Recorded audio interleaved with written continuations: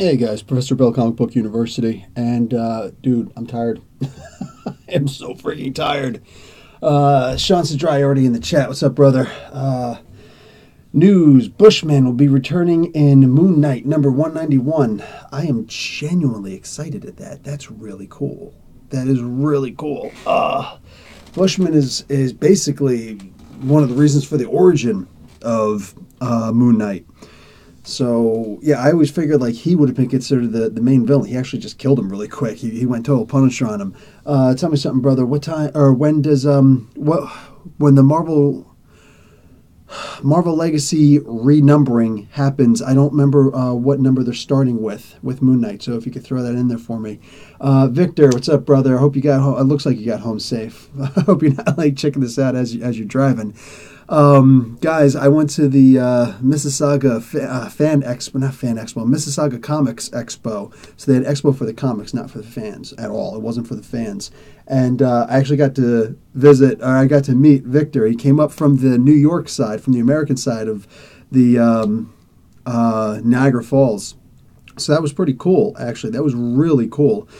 So getting to meet up with some American side fans, literally the first American fan that I've met up with. Meanwhile, not everywhere I go. I don't go that many places here. Meanwhile, almost everywhere I go, I went to my comic book shop afterwards. And it's funny, but, Professor Bill. I'm like, oh, geez, I'm like, that's it. That's my official nomenclature now. I'm now Professor Bill in my comic book store. Victor, dude, I am so sorry. I wound up leaving you. Let me tell you guys a story. So I'm going to get into all the stuff that happened in there. The thing that kills me is that freaking, you've been home since 6? You got home quick, dude. All right, cool. Moon Knight number 188. 188 starts the renumbering, so 3 issues after that will be, okay, cool. So Bushman, okay, so we're going to have, that means 4 issues, I guess. 88, 89, 90, 3 issues. 3 issues of Moon Knight dealing with his new arch nemesis they're gonna throw in there. Who do you think will die in Avengers number 678? It may be Viv Vision. It may be Viv Vision. They keep on showing that almost Michelangelo type thing where they're like almost touching, they're reaching out for each other, But what I think they might do is totally swerve us and make it the Vision. That would be interesting, right? It like the father sacrifices for his daughter, Anyway, so I'm going to get into the Fan Expo, but first, we finished the Fan Expo. The Fan Expo was done. We were done. Done. And then me, Victor, and his buddy, we were leaving. And I'm like, dude, you can't have just come all the way up here just for this, because there's really little thing, It was actually a lot bigger than I thought it was going to be. I'll get into all that, but I was like, dude, this can't be drove all the way up here for this. Let's go out and get something to eat. And first, let's go and, visit. I want to take you to a Canadian comic book store. And it's actually a really cool comic book store. What do you call it? Gotham Central Comics. It's my favorite comic book store that I think I've ever been to north of the border, clearly. Is it as good as Midtown Comics? No. But at the same time, they don't have quite as big a clientele, so the guys there will actually recognize you by name. So that's a really cool thing. Like anybody, they can recognize you by name. So I really dig that. But it is like walking into a superhero museum when you go in there. So I'm trying. We're leaving. We're passing by the Square One Mall, and he's I thought he was right behind me. He was right behind me first, and I get to the edge, and I look back. I was like, okay, he's 1 car behind me. And I'm like, okay, somehow now he's 2 cars behind me. I look back again. I was like, okay, is he 3 cars behind me? Where the hell did he go? It's a freaking left turn. And then we had to make a right turn. So I make the right turn, and I'm going slow. I'm trying to see if anybody wants to pass me. Nope, nobody wants to pass me. Go figure. there's a pretty good amount of traffic there. And with all due respect for Canadians, you guys are not very good at driving. I love you guys. You are not just my brothers to the north. Specifically, you're my brothers right now because I'm here. You know what I'm saying? But y'all need to learn how to drive. You guys are really good at passing your tests. Now y'all need to actually learn how to drive. And again, I love you. Love you all to death. That being said, we had to make a left to get out to the main road because we didn't want to stay in the mall. And I'm like waving like this, hoping Victor's going to see something. Like, oh, look, there's a hand. Let's follow the hand. And what do you call it? I pulled over to the side of this road because not too many people there. And I throw on my flashers and I'm just like, I'm waiting. And all of a sudden I see the car pass me from behind. It went straight after I made that left. I'm like, no. So I made a right turn. It's by a Whole Foods, Fresh Foods. Yeah, Whole Foods. I made a right and I went around. I went to go look and he was gone. And I'm like, You know what would have been smart on my part? Is actually telling him the place we were going to so we could put it in the GPS. Duh. So, Victor, I'm sorry. Genuinely sorry. I was thinking at the very least we could just go to the comic book store, hang out, show you around, and then just go get something to eat like right across the street. And my bad. Sorry, dude. I was clearly tired. Guys, I was actually so tired that I didn't even put out my my Explained in a Minute, which is done. It's totally done. It's ready to be uploaded and thrown up. It's The Punisher. I explained it last night and one other time before. I don't usually, say in advance what it's going to be, but I'm actually really proud of this one. Punisher's an awesome character. More on that when we talk about the Fan Expo. But and also Punisher Volume 1, issues 1 through 5. 1 through 5 is the entirety, like Volume 1 of Wolverine was 1 through 4. There was only 4 issues of that. This was only 5 issues. So I was like, you know what? I'm just going to reread these issues and then throw them out. And I reread issue 1 last night. I'm like, yeah, I need to sleep. I definitely need to sleep. Otherwise, I'm not going anywhere tomorrow for that Comics Expo. So I had to make the hard choice, and the hard choice was to go to sleep. So yeah, sorry guys, only human. So anyway, again, Victor, sorry dude, sorry I lost you. All right, so let's see what we got here. Elektra will be in Defenders issue 7. That's actually cool. I love that they constantly got some crossover there. Right now, Deadpool is about to show up, so that's cool. He just cameoed. We'll see exactly what he does. No, that's Avengers 675. The No Surrender arc. They got to stop killing people. I don't know. I don't even want to venture that far into guessing, Sean. But still with Logan having one of the Infinity Stones and Captain Marvel might get one. Where do you think the other stones are?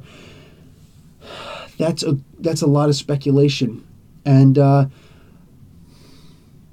okay, in New York Comic Con, that I think it's actually still going, but I was watching all I think it may still be going until the end of this weekend. Anyway, whatever. They did a huge panel, and one of the guys on the panel was the dude writing for All New Guardians of the Galaxy right now. Can't remember his name, even though I review it every week. Durf. That's how tired I am. Oh, excuse me. And he said that, yeah, if you want to, see where all the Infinity Gems and all that good stuff, make sure you're reading this comic book. And by the audience reaction, yeah, everybody seems to be reading that comic book. So, cool. So that seems to be where everything's going. In fact, what's her name? Gamora. I don't even remember if I put out the latest. I don't think I did. I don't think I put out my review. I'm finished reviewing all of the comics for the week. I just have to actually edit them and put them up. But spoiler for the All New Guardians of the Galaxy, which I will absolutely put up first thing in the morning, is what do you call it? Gamora's soul is actually trapped in the soul gem. And Doctor Strange did a quick little cameo in there, and he's indicating that it might not be that soul that's in there, although it is certainly hers, it may not have the best intentions for Gamora. And I was reminded of the Magus. So you remember the evil version of Adam Warlock, which Sean showed me that Adam Warlock is showing up again in the comics pretty soon.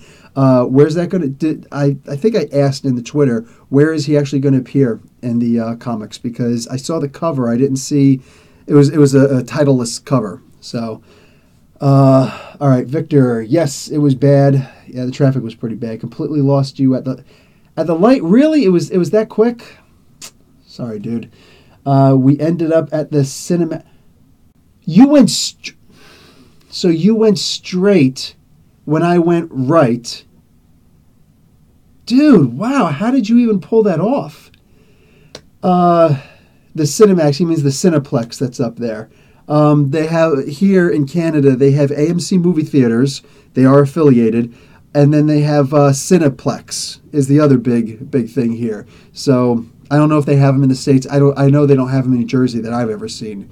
But anyway, what do you call it?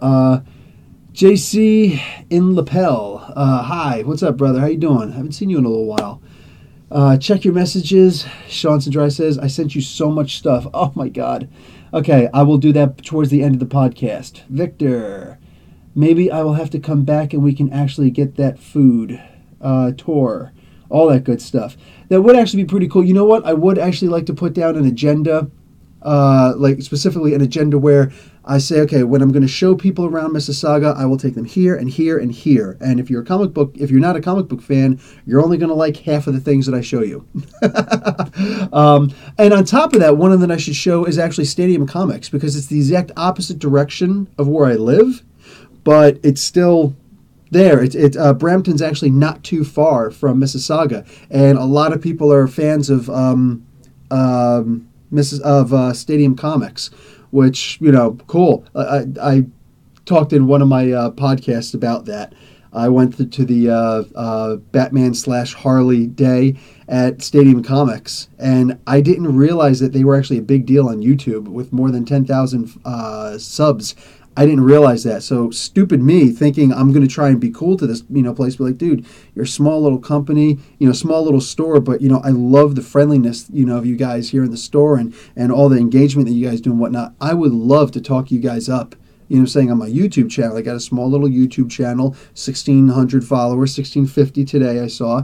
If you guys, if you want to, saying I'd love to, anytime that you have one of these days, one of these events where you're doing a bunch of things, I would love to come in and talk to you guys about it and just give you some kind of, ads on my channel. Like, oh yeah, we have a channel too. In fact, the guy over there takes care of it. I was like, oh, okay, well, cool. If you want to do anything, let me know. So I go home and I look and I was like, this guy's got like freaking 10 times the followers that I do. What the hell what am I offering stuff for? So yeah, I had no idea that they were actually that big online for such a small store too. It works. It's awesome.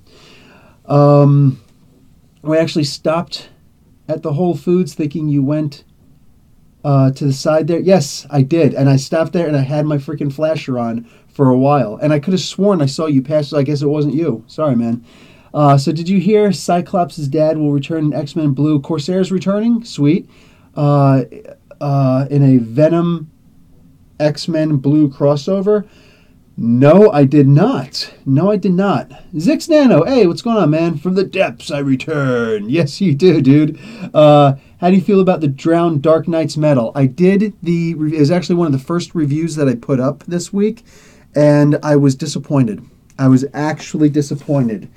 It could have been a lot better. There was a lot that I didn't understand about it. Like, they mentioned things that I don't think they needed to mention, and yet through it all, it was just one of those kind of things where it's like you didn't need to mention it, especially considering the fact that you did not freaking explain anything. Like, what was the light exactly? I'm sitting there speculating. What is the light that you hated so much? Evil Aquaman version of Batman. What is the reason why you hate this light? What exactly did it do to you? So it just, a lot of things just didn't make sense. Why exactly was there a flood that overtook Gotham? So when I went to my LCS, yeah, I'm right, a local comic book store. When I went to my LCS today, they had some buttons for me.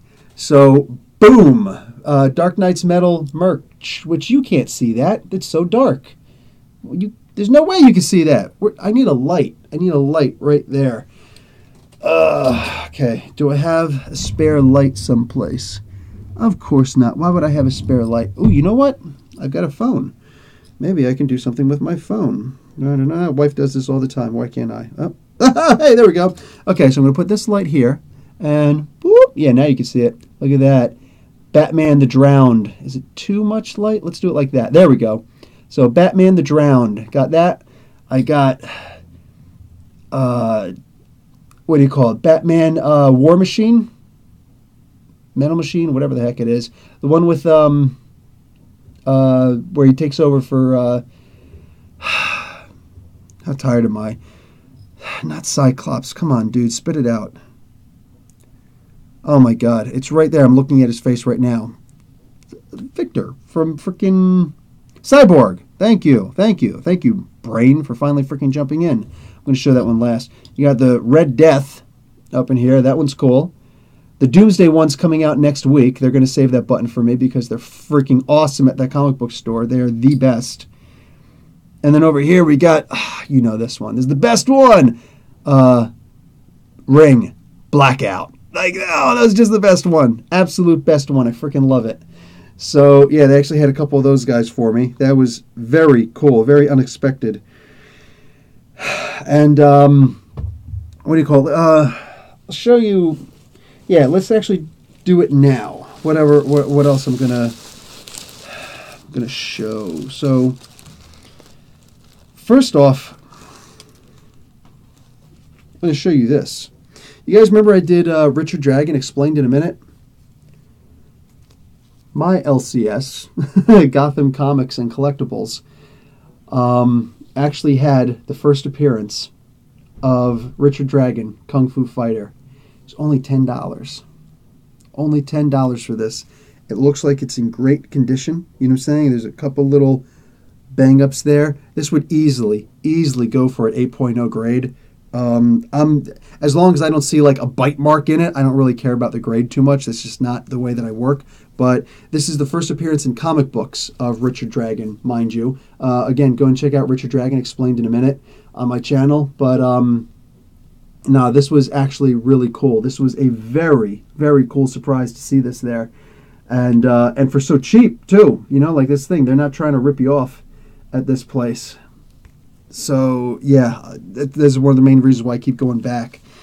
And then they had this thing where you keep going this way, that way, those ways, whatever ways, and you try and visit all the different places in this library because that's where this Comics Expo, Mississauga Comics Expo was held, was in a library. And you go to, like, I think they had, should have been 10, 8, 6, 7, 8, 9, 10. I think there were 10 places total to go and visit. And if you got the stamp for all of them, and it wasn't that easy because it's like they had level 1 and level 2. Level 2, they had a level 2, but there were two different parts of level 2. There's the north side and the south side, and they're not connected. You can't, so you got to go back down to level 1 and go up these staircases to level 2, to the level 2 over here. You want to go to this level. I mean, well, you can look right across to see it. Hi, level 2, but like unless you're Batman, you ain't getting there. So, yeah. I swear to God, I was half expecting somebody just, you know, throw out a little and then swing across. Dun, dun, dun, dun, dun. So when we finished, the gift was to grab one of something. So I don't grab just one of anything. I did all that stuff. I did 10 things. I'm getting whatever I want. So I did get this X-Men Blue, just an extra one because I think that, you know, I would really like to get this signed. If I can actually find, since I don't have Mutant X issue number 1, I would love to actually be able to get this signed. But yeah, and then they actually had almost the entire run there, which is really cool. I also got Peter David's Friendly Neighborhood Spider-Man with the other issue number 1, so that was actually really cool. I'd forgotten that Peter David was writing for Spider-Man for a while, and I got this poster which I did not open up yet. That's right, guys. I took more than one thing. Deal with it.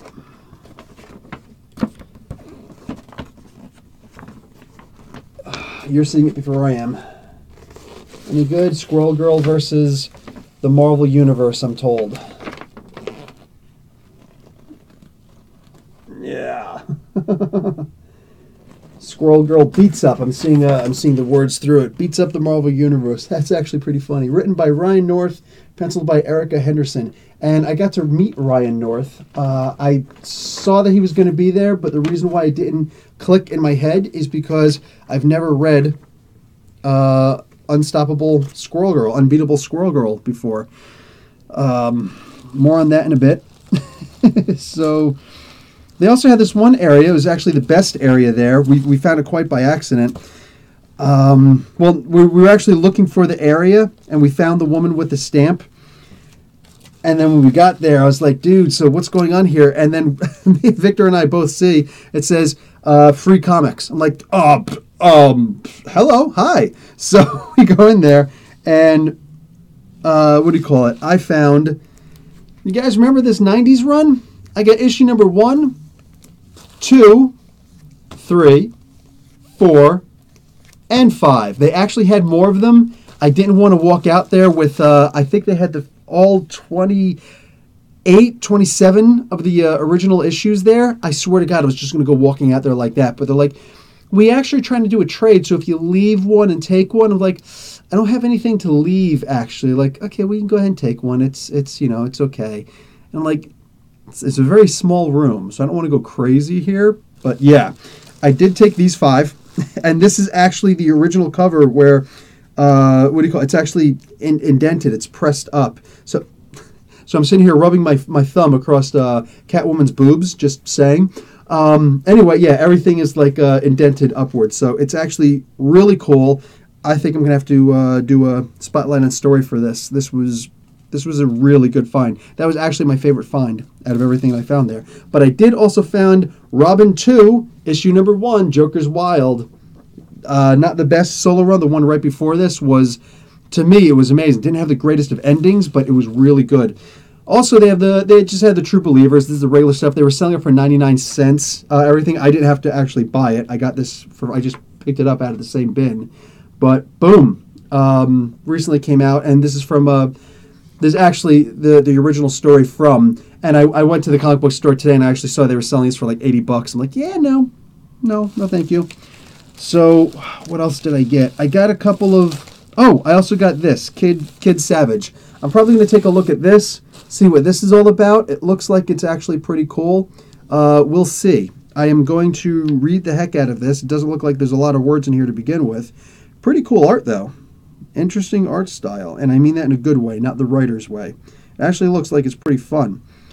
But, yeah, I will read this. I will probably review this. Kid Savage. We'll see what's up with that.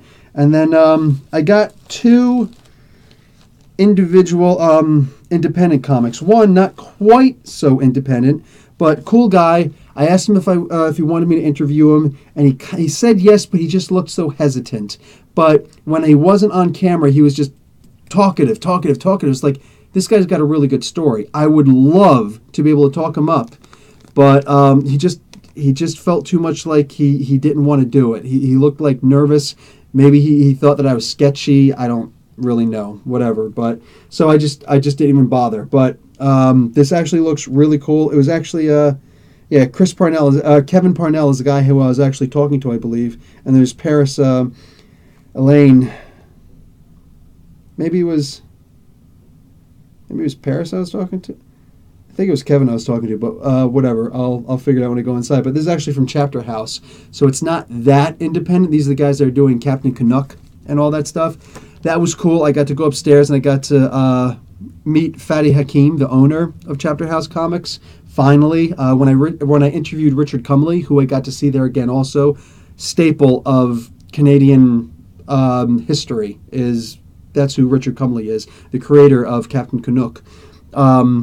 But I saw Richard again. I was like, hey, brother, I'm going to keep my promise to you to interview Fatty. I'm actually going to go talk to him now. He's like, good. So I walked over. I was like, hey, Fatty, what's going on? I shook his hand a couple times and just, give me your information. So I got it. And we're going to see what we can do about getting an interview with the head of Chapter House Comics.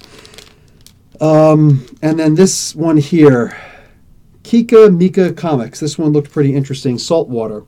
I wanted to just get so many of these comics. I wanted to get so many. He autographed it for me too. That was cool. I wanted to get so many of these independent comics, but I couldn't. I just couldn't afford it.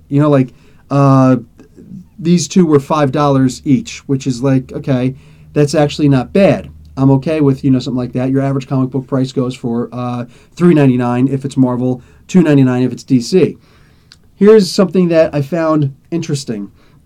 Just because you create something doesn't mean you understand and doesn't mean you understand marketing. And granted, not many people have worn as many hats as I have.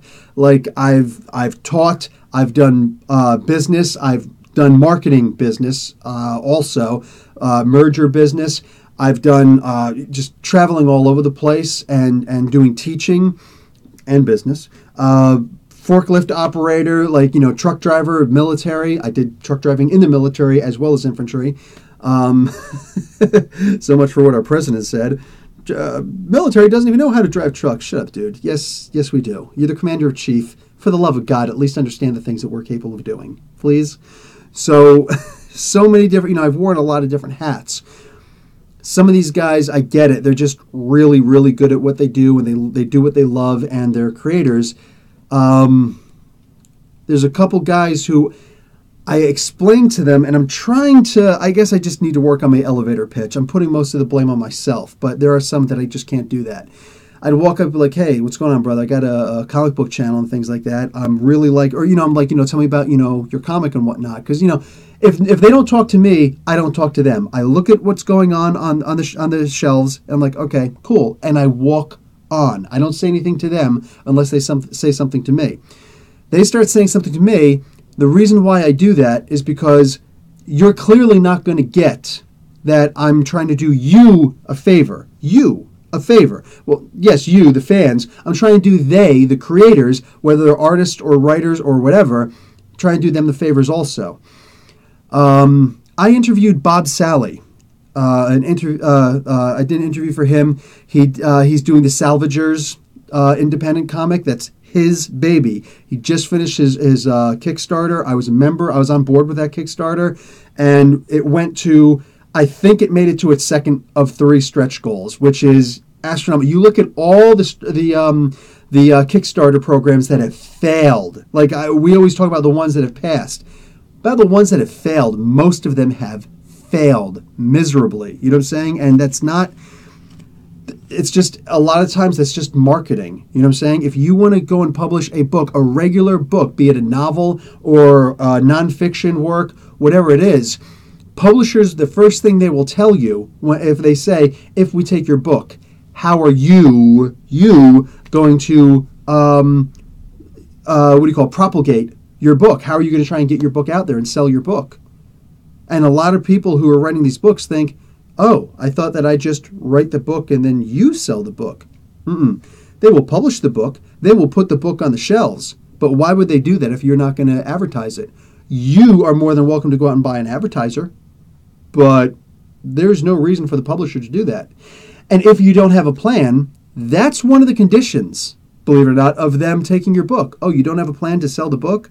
Why exactly would we publish your book then? It's not going to sell. You think you're just going to make a book and it's automatically going to go to number 1? No, you got to go out there. You got to generate a buzz. You got to do something. Maybe hire a marketer, to advertise your book. Do book signings is usually a major thing that they can do. You're paying for that world tour wherever you're going. So if it's just local or whatever, you are paying for that tour. You're getting you're buying bus tickets or plane tickets or putting those miles on your car, and you're pumping the gas and you're doing all this stuff. That's you. Ain't nobody putting you on a freaking plane or a tour bus and bringing you around. You're not a politician. You're not getting campaign donations. You know what I'm saying? And that's part of what the Kickstarter programs do if you're going to be doing crowdsourcing. But that's the thing. It is up to you to market the book. And just going to a little thing like the Mississauga Comics Expo, brother or sister, that's not enough. That's a good way to get out there. But I get there, and I'm just going to give you one example. This guy starts talking to me, and he's like, you want it. I was looking at it, I was like, I could possibly want it. The cover looks great. He's like, open it up, take a look. I'm like, all right, nobody has a plastic bag there, so I'm literally holding all these comic books in my hand as I'm buying them or getting them for free. And that's the thing. When you think about, I'm going to get to that in a minute. So I'm sitting there, and I open up the book, and I'm looking at this one book, and it's a sci-fi book, and he's telling me about it, and he's doing really good with convincing me that this is a good comic book that he created. And I'm thinking, this guy gets it. I was like, all right, brother, talk to me. What's the, what are you selling this thing for? He says, this just came out today. He thought that was a good selling point. That's cute.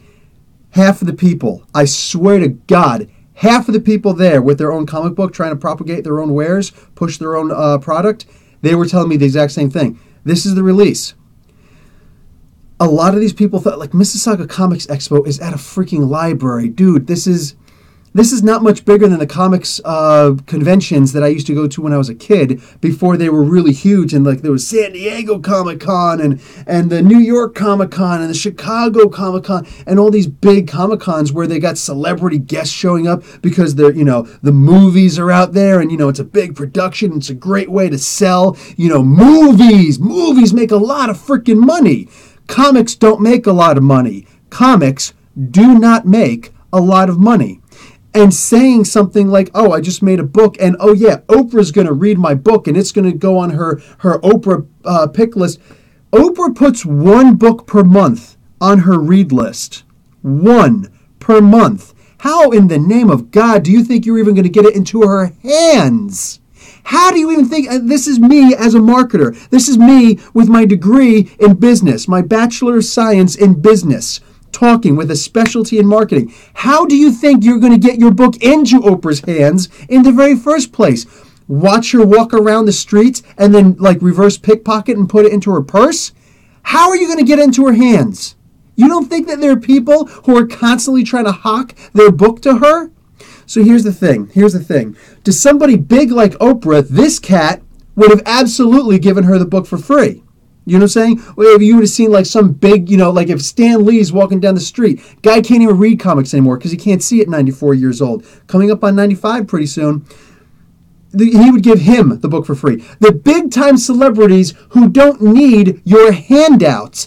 They don't need the free furs and the free Prada and all these crazy things that when they go on like the red carpet and things like that, but they get this stuff for free because they know, oh, my celebrity, these celebrities will wear it, and all of a sudden other people get it. Listen, Kat, Bob Sally had said something to me that made perfect sense. And I thought that by him saying it, a lot of people got this. When you make something, sometimes the best way to get it out there is to do it for free. You make a contact, you make a friend, and you say, hey, here's my comic. Read it. The first one's free. Drug dealers get it. Drug dealers get it. The first taste is free. After that, you buy it. Because, of course, there's the narcotic in there that you're going to get hooked. Is your comic book good enough to do that? Are you actually thinking that your comic book is so damn good that I will purchase it and then I will be like, woo, yeah, this is great. I got to keep up with this book. This first guy, he had a great looking comic book. The art looked great. His writer wasn't there. That was not so great. He said he's got a marketer. If his marketer were there, I can almost promise you I'd have gotten that book for free. I wasn't asking for the book for free. I said, how much? He says $15. It's like, listen, brother, here's the deal. I've got a comic book channel. I've got a little more than 1,600 followers on there, okay? It's not the biggest, but you're talking about 1,600 subs, okay? Many of which will look at this review. They'll at least see the title for the review. You will get your name out there, all right? Will you drop the price down to $10 for me? Because I can't keep on blowing, and I didn't even get further than that. And he just says, no, this just came out today, man. And I was like, cool. And he's trying to explain more, but like he's defensive at this point. I'm just like, cool. Done. I don't feel the need to, but he's all just like, no, and he's just in denial. And however pissed off he was at me, and I get it. He just doesn't understand. He just doesn't understand the idea of competition and getting your name out there. And that's a shame. That's a real shame. I'm going to go over several different aspects here. One, if he thinks it would have been bad to give me a 33% discount on the book for me to give him a free review, and if he thinks his book is really as good as he's talking it up, I of course would have given him a good grade, right? Would I have? I don't know. I didn't get to read the book. You guys, I don't even remember what the name of the book is. You guys have no idea what that book is right now, and that's the way it's going to remain, isn't it? Because what are the chances that you're going to go and find out what this book was? I don't remember the guy's name. I don't remember anything about the guy except the conversation. That overshadowed everything. Everything. I want you to think about something. Marvel and DC Comics, the two biggest names out there. The two biggest names in the comic book industry. There's no one who doesn't know Marvel and DC Comics. And they put out Free Comic Book Day. Guess what? They do more than just Free Comic Book Day. Free Comic Book Day is a given. There's also this thing called Indie Comic Book Day, where indie comic book companies will put out their first issue for free. For free. One more time. For free. Okay? So this is actually, and all of this was before I even got the chance to meet Victor. So like all this stuff was on my mind as I'm sitting there trying to like visit new people, meet new people, and see if somebody gets it. You know what I'm saying? Look, I'm going to tell you something flat out. I'm going to tell you something flat out off the cuff, all right? If I was planning on doing more than just a one-shot of comics, and I had a plan for several different issues of a comic book, I'd have gone to that Mississauga Comic-Con, and I'd have had the first half of issue 1 for free, for everyone, for free, for everyone. You come on up. Hey, what's going on?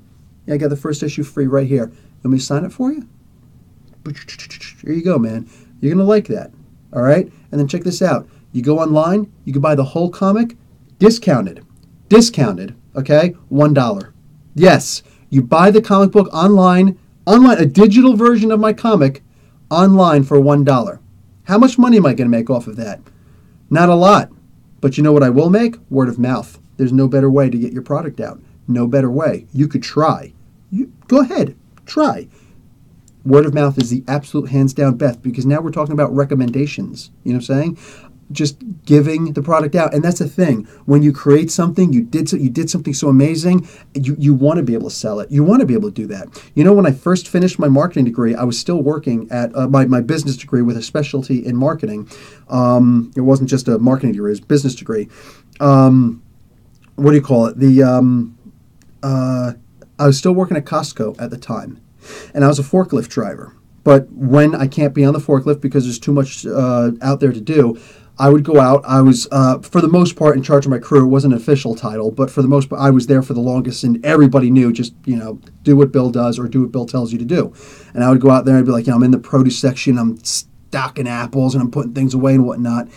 And I remember this woman talking to me. I don't remember how it actually came up, but I wound up telling her, I actually just finished my bachelor's degree. You know what I'm saying? And I wasn't even talking about my engineering degree. You know what I'm saying? I used to be an electrical engineer before that. You know what I'm saying? But like I just finished my bachelor's degree in business finances. So, boom, you know what I'm saying? And she's like, oh, really? And I was like, yeah, specialty in marketing and all this stuff. Yeah, so, I think we were actually talking about school. She uses that to perfectly segue into, I've got this company, okay? And this company is basically, it's a gift wrapping for wines and liquor. So I didn't even find out the exact details of it. But basically, she tries to make boxes and things like that wine bottles will fit in, or certain other liquor bottles will fit into, and baskets and other carry-alls, so that you can stick, different liquors inside of it and present them as gifts, Cool. Very cool. And she says, and somebody told me that I should find some fresh out of school young marketer who is willing to do what, to help me to promote my business and to get me out there and give me advice and all the different things that are necessary. And I'm already in my mind, I'm thinking, okay, that's what you do. Yes, I'm thinking plan. I can do this. And just all the different, techniques that I'd finished learning, and through interning, all the things that I learned to put this product into position to be marketed, to be sold, to make good money. She tells me how much she's paying. A recommendation. So I kind of look at her, I was like, sorry, wait, what? She's like, yeah, like if you're willing to do this for me, you know what I'm saying, I will give you a recommendation. I'm like, so are you telling me that no matter what I do, how good a job, how bad a job, whatever, you'll give me a good recommendation? She's like, well, no, I mean, if you do a really good job, you get a really good recommendation, however good a job you do. I was like, so let me just get this straight. Let me just see if I understand. Are you telling me that no matter how good a job I do, good or bad, whatever, then that's the level of recommendation that you're going to give me? And I'm going to be spending all of my gas money, all of my time, which is irreplaceable, and my energies and working on computer programs and actually going and, the footwork and everything and talking to people and trying to get your product out and making you essentially a lot of money. And you're not even offering me a percentage of what I can make. You're not even offering me a commission. Like every liquor store that I get us into, that I get basically you into, I would get, let's say, 5% of the profit of that. Not even that. You're not going to give me anything. It would just be a potentially glowing recommendation if I bust my ass and I do all of that. That's what you're basically telling me. Because here's the thing about it, ma'am. No matter what I do, no matter how much an actual employer is paying for me, recommendations are part and parcel of the job. And what you're basically doing is you're asking me to perform a service for you for free. And here's my recommendation. I want you to go to McDonald's and try to get a free sandwich. Hell, try and get a single free French fry from them and say that you will pay them in a glowing recommendation depending on how tasty the food is. Go ahead, see if you could pull that off. I don't think she fully got it. I don't expect her to fully get it. I don't think her business ever took off. Because she doesn't know how to talk to people. Look, I get it. And there are lots of people who are trying to get free stuff out of you. The thing is, recognizing what the other person is capable of doing for you. Because let's be realistic. You know what I'm going to get out of it? I'm going to read your story and I'm going to make a review. And how much money am I going to make off of a review? How much money am I really going to make off a review? You think YouTube pays in the millions? I'm afraid not. Not unless you're PewDiePie. You know what I'm saying? So no, that's not actually the way that it works. So me trying to talk to this guy and telling him, listen, I'm trying to do this for you. And I will also do an interview with you, you know what I'm saying, by Skype or in person since you're here in Mississauga. Let's see what I can do for you and get your name out there.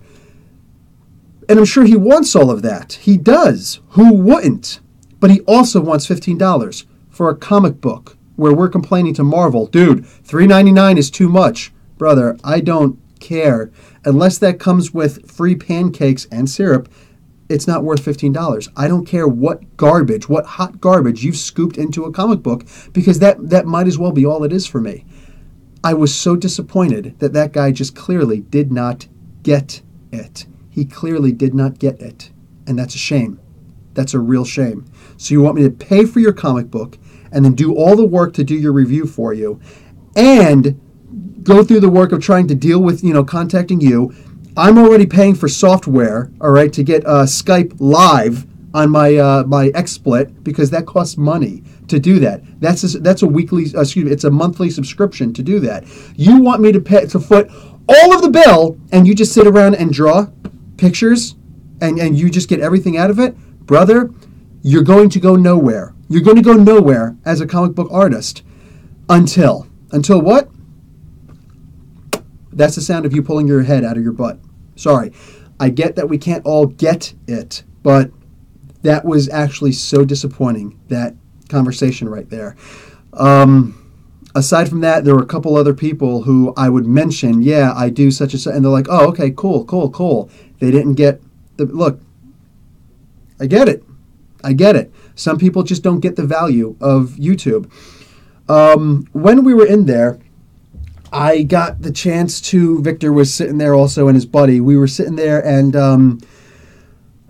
I actually forgot his name, Vic, sorry. But what do you call it? At a certain part, Chip Zdarsky, the writer for Peter Parker, the Spectacular Spider-Man, that's right, got him to sign this. That was awesome. I was literally just walking around a corner and I looked down, I was like, oh, hey! And he looked up and he was like, hey, how you doing?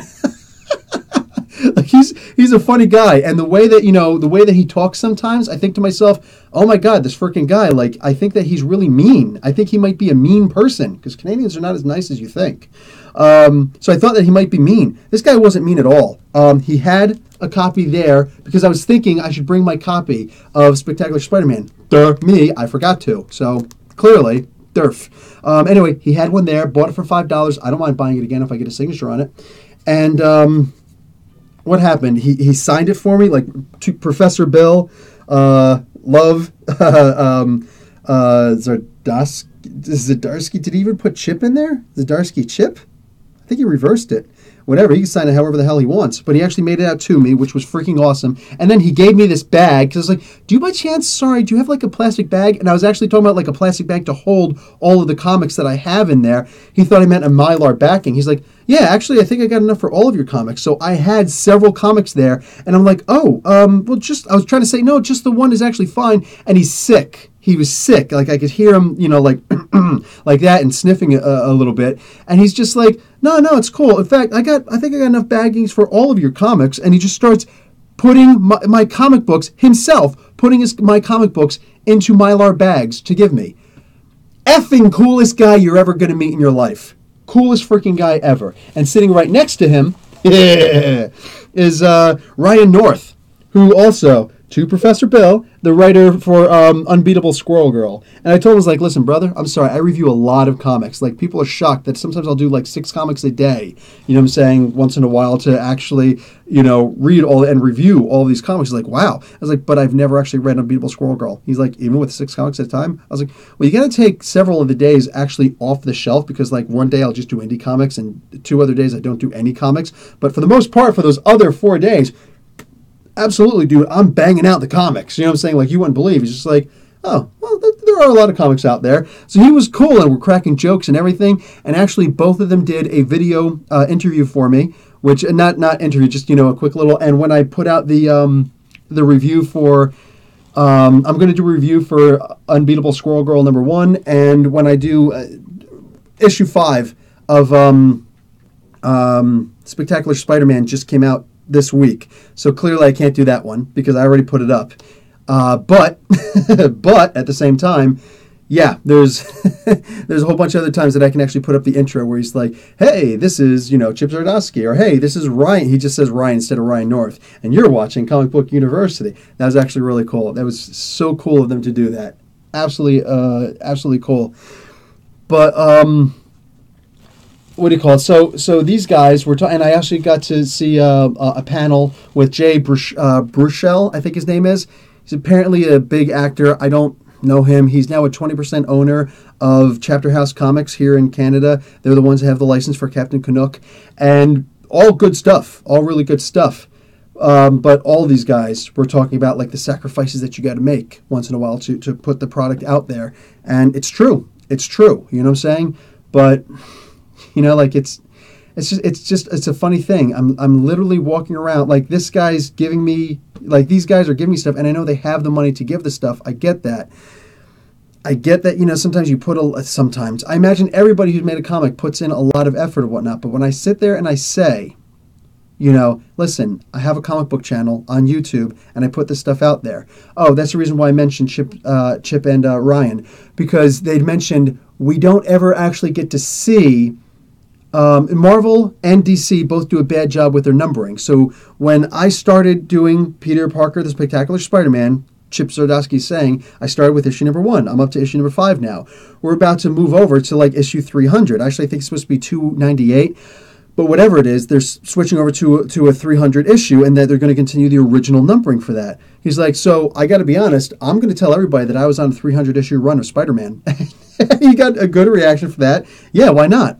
But the thing is, he's like, but there's so many different volumes of Spectacular Spider-Man and so many volumes of like The Punisher. The current volume that they're about to start now with War Machine on it is actually supposed to be volume number 10. Can you believe that?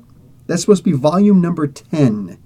That's a lot of volumes. And they don't say which volumes they are. And yes, when back in the day when you open up the comic book, you could see at the bottom, volume. But that's not a lot. That's not a lot. And not all comics will do that. Not all comics are going to do that. They're not always going to put down, this is this volume of such that. You just have to know. And you got to rely on comic book channels like Comic Book University to give that information when it's relevant. We can't just do it all the time. Plus, for Marvel at least, you can check out the Marvel database that I'm a part of. I do a lot of work on there. It's after 8, so I have to do my work on there also. Every day at 8 o'clock, I do something. Even if it's just a little spell check on something, whatever. But I try to always contribute every single day to that. Just because I'm trying to say, because if I miss one day, then I've missed a day and I've missed whatever. But That's the thing. Like, on there, we'll talk about, okay, this volume of this volume, this issue that you're talking about is actually, like, you're going to find 10 different, 9 right now, pretty soon 10 different issue number 1s of The Punisher. Which ones came first? You know what I'm saying? If you didn't live through it and remember it all, you're never going to know unless you check out places like the Marvel database. You know what I'm saying? And we will absolutely have it on there. This is actually volume 6, this run, blah, blah, blah, but where all this stuff happened, this is considered volume 6. You know what I'm saying? And that doesn't include, like, Punisher Warzone. That's a completely different title from the actual Punisher. Just 10 volumes. We're coming up to 10 volumes now of The Punisher.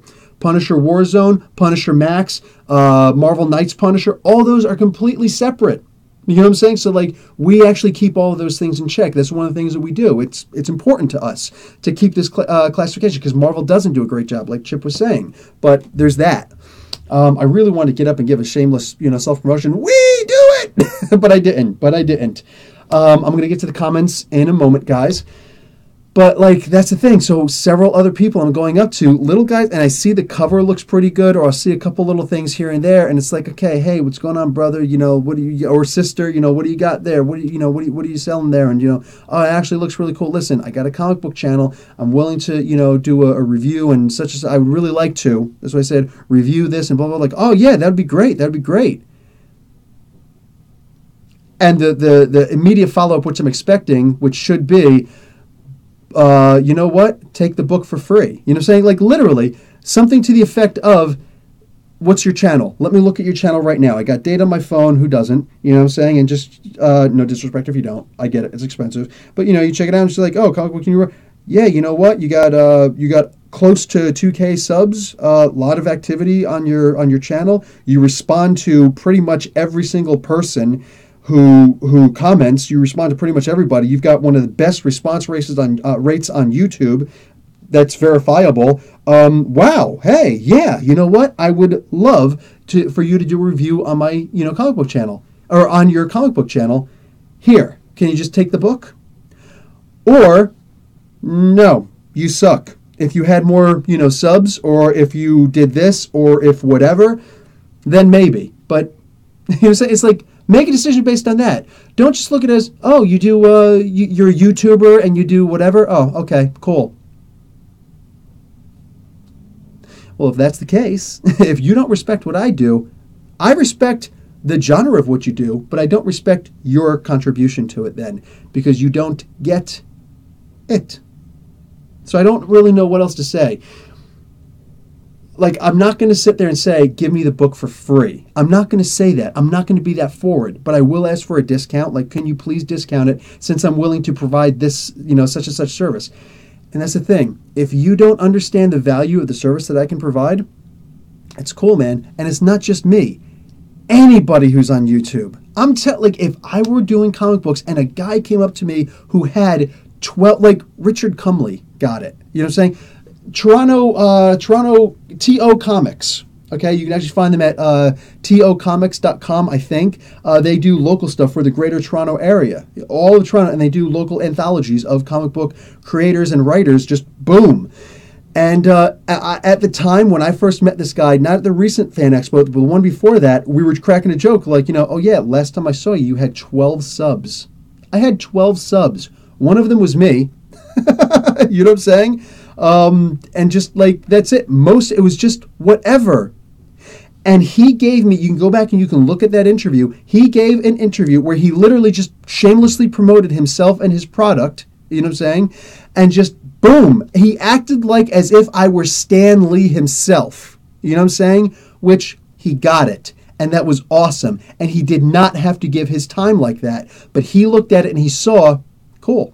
And even if that only got one lousy view, it's one more view. It's one more person who would see it who otherwise wouldn't have seen it, So that was one of my earliest interviews that I ever did. And that was one of the ones that made me say, you know what? This interviewing thing isn't that hard. That's the thing. Some people get it. Some people don't. Hopefully there'll be a time when this guy, like especially that $15 comic book guy, hopefully there's a time that he'll look back on it and say, you know what? I should have given him the comic for $10. That would have been a steal for him to pay me to to give me an interview and to give me a review for my comic book and to give me that kind of exposure. In fact, I should have given him the comic book for free. That's what I should have actually done. But he said he would do it for $10. I should have done that. Not that he's going to feel bad about, whatever, dumping all over me and whatnot. I don't care. You know what I'm saying? Anybody who goes through basic training in the Army, I don't think that you can be hurt, emotionally. We're not snowflakes. We're not going to freaking crumble for something like that.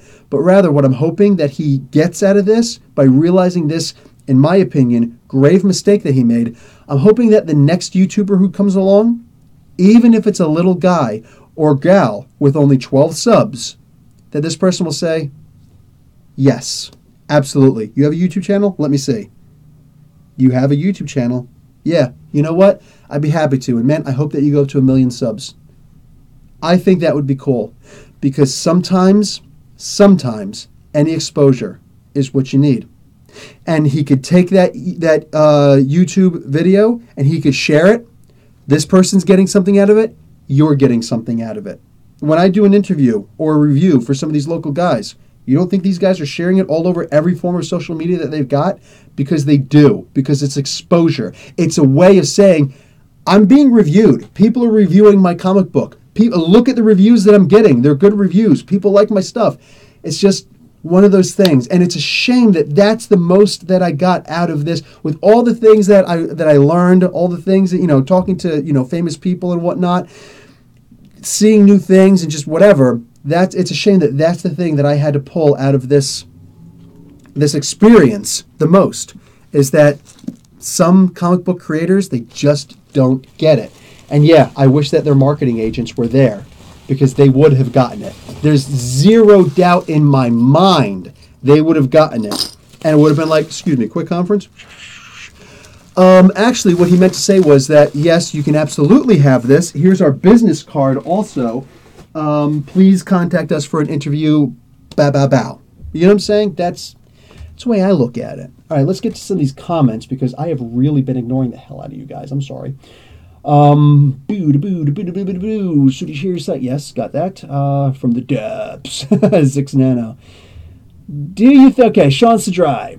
Do you think, oh wait, how do you feel about the drown? Yes, I talked about that. That's why I pulled out the buttons. Okay, so Sean Sadrai, the Eye of Agamotto, he says, so do you think Ant-Man is a permanent member, or do you think he will leave the Guardians after a while? I think that he'll leave after a little while, but I am clearly interested in seeing him doing what he's doing. I believe they're doing it scientifically as possible. Ant-Man should actually have an air supply in there. I actually did this in one of my earlier podcasts when I used to do the other version of Professor Bill. I would run in and put on a nice suit and tie, a nice shirt and tie, and I put on some, my fake window glasses, you know what I'm saying, my window pane glasses, and just put a bunch of pens in my pocket, and I would do a scientific explanation of some character or some character's abilities in the comics. One of the things that I did explain was Ant-Man. How does he breathe when he shrinks down smaller than an oxygen molecule?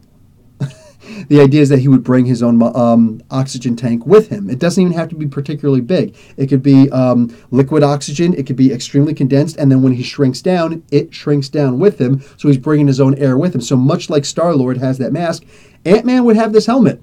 So he could technically stay in space for a really long time, and it would be totally cool. It would be totally cool. So I'm really looking forward to seeing what he could do in space.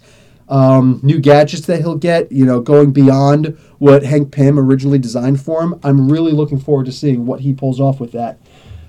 So hopefully it is for a long time. Sean continues, did you hear Captain Britain will return in X-Men Gold Annual? And he has a kid with Megan. I'd figure he should have returned in Astonishing X-Men, where his sister's at. Go figure. Gold? Really? Gold? I was never a really big fan of Captain Britain. I tried, but Excalibur was just, it's British humor. You know what I'm saying? It's British humor. Captain Britain for the longest time, I think a lot of us will like Quest for the Holy Grail, Monty Python, but how many of us really like all, and I mean all, of the other Monty Python shows? All of the other Monty Python television shows that were out. You know what I'm saying? You'll find some good things here and there. No one expects the Spanish Inquisition. That's always fun. But at the same time, like Benny Hill. I mean, maybe some of us really get it, but like that's British humor. I was talking to a young Brit who graduated from Harvard. I think he did. I think he graduated from Harvard with a bachelor's. And I met him over in Dammam, Saudi Arabia. And we were talking about the difference between our humor and their humor, this British cat. And he was telling me for the Queen's birthday, what's his name? Mr. Bean, who, coincidentally enough, I know this, is actually an electrical engineer. He's actually a very stiff electrical engineer, but his humor just sells so much better. You're not going to make a whole lot of money in engineering or in any of the sciences. You're not. You could try. But oh geez, I'm getting stuff from the Marvel Facebook group. Shoot. Anyway, he just found that he makes a whole lot more money doing comedy, which can't blame him. Can't blame him. You've contributed to society scientifically as much as possible. I love it. Thank you, Mr. Bean. Go ahead and do your comedy. And what he did for the Queen's birthday, get this, he gets in a little buggy and drives around the Trafalgar Square, all right, in this little buggy. And clearly he's just doing making his little faces. And I was like, I don't get it. So what else did he do? He's like, no, just that. I'm like, okay. He's like, it was grand. It was like, I'm trying to do his voice now. It was grand. It was so funny. Like this guy, he gets the humor. It's just so good. I'm like, okay, here's the thing. Why is that funny? Because as an American, I don't get that. You know what I'm saying? Like American humor is not all fart jokes and body part humor. Like there's a lot to our comedy also. I'm sure there's a lot to their comedy, but clearly how we view comedy is very different. So like, how is that funny? It's like, honestly, if you're not British, I could see how you're not going to get it. It is just somebody driving around making faces in a car, saying in a little buggy. And yeah, I don't get it. I don't, to this day, that was years ago. That was about 3 years ago. I don't get it. You know what I'm saying? So just literally, like, it is what it is. But I've never really gotten into Captain Britain. Megan was always hot to look at. God, always hot to look at. Shape changer, barefoot, blonde hair beauty that she is. But that's cool they got a kid together. Hopefully the kid is cooler than Captain Britain. Let's see. I did actually read Excalibur, though, when I was a kid, though. I read at least the first 20, maybe 30 issues. I remember when she shapeshifted into Wolverine. That was one of my favorite moments in there because they actually got into how she not only smells more, but she smells things that she never knew how to smell, like steel, and the differences between the different metals, and dirt, how it can have different smells, and that's how she's tracking things. And she's like, it's a whole new world. It's like I've had a separate set of eyes that I never opened before, something to that effect. And I was a kid reading that, and I'm just like, this is really good writing. And they should have continued writing like that. Unfortunately, most of the things they did were just humor, and it was British humor, which I don't get. So, yeah. That's cool, though. Zix Nano. Laugh my ass off. The light is like the world above, and the reason the world was drowned is because one, the world was doomed to fail, and two, because Bryce killed Aquaman. Yes, but like, who killed Sylvester, who was supposed to be Selena Kyle? Who killed Sylvester Kyle again? Who killed Catman? I guess it would be. There was just so much there. I got the basic premise, but there was no reason why I should have came to those conclusions. They didn't give me anything. There was nothing there for me to read and go, oh, I get it. She basically made herself into a monster to take on all of Atlantis. Atlantis drowned Gotham for revenge.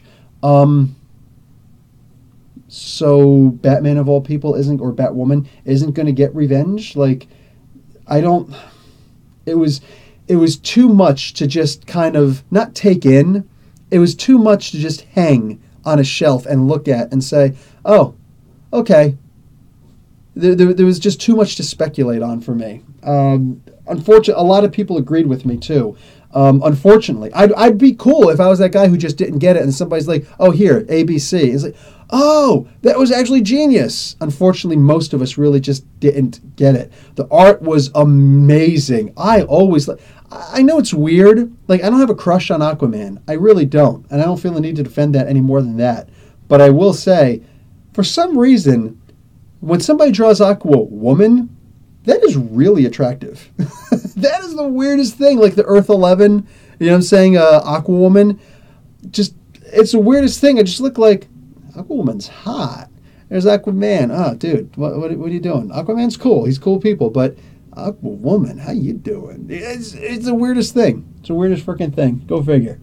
Oh, my God. They're attacking me on Facebook. Okay, so Victor, I actually finished the Astonishing X-Men #1. I'm halfway through Ghost Box. Oh, cool. Yeah, Astonishing X-Men #1, definitely, and check out my review of that also if you haven't already. There's only, again, 3 more issues of that, and I was actually planning on grabbing you those other 3 issues of Astonishing X-Men. It's good. It's a really good read. It's totally worth it.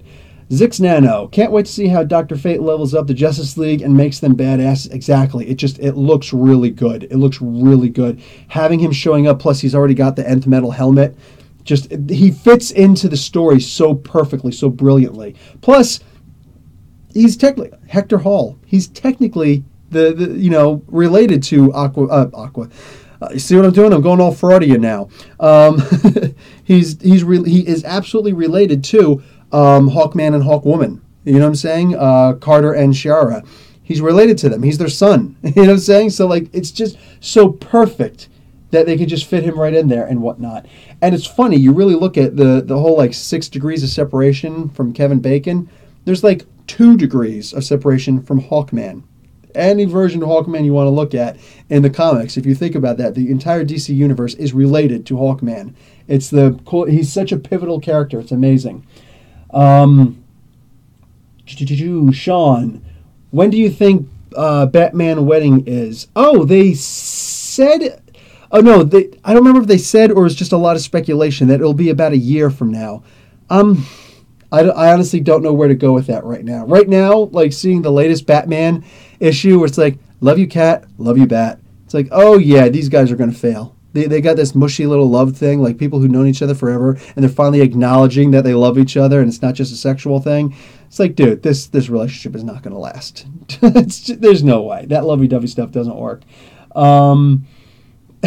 6 Nano. Sean continues, how do you feel now that you can't drop Captain Marvel, since an Infinity Stone will be in it? I actually feel good. Because I feel guilty dropping the comic because it's the only comic I'm actually giving advice for, like what I want to see. Most of the times when I read a comic book, I'm not that cat who wants to sit there and read a comic book and be like, this is garbage, slam it down, rip it, and be like, this isn't what I want to see you do this and this and this. Brother, why don't you just make your own comic book? If that's the case, stop buying Marvel comics. Stop buying all the comics you don't like that piss you off so much. Instead, go out and read your own comics, man. Go out and make your own comics. As long as you're not selling it, who cares? But just have your own stories. Go read the old stories of Captain Marvel, Carol Danvers. Go and read all of those old stories. And stop complaining like, sorry, a little biznatch. Stop, because it's really annoying hearing the constant, and her butt isn't drawn very well. You are such a whiny little sissy. It's saddening. So when I don't like the same comic, that's embarrassing for me. Because I'm like, okay, gotta admit, the comic does kind of suck. Not for the same reasons necessarily. They're all focused on, they're not drawing the boobies the right way. Shut up, man. Shut up and go out and you're on the internet. You're clearly on the internet. Go out to and look some of that stuff up on the internet, man. Take off your kitty filters and just go look at that stuff on the internet, man. I don't need to see that in my comic books. I don't need it. You want to throw it in there, whatever, but like, come on, man. I read a comic book with both hands. Hint, hint. So, you know what I'm saying? Like, come on, man.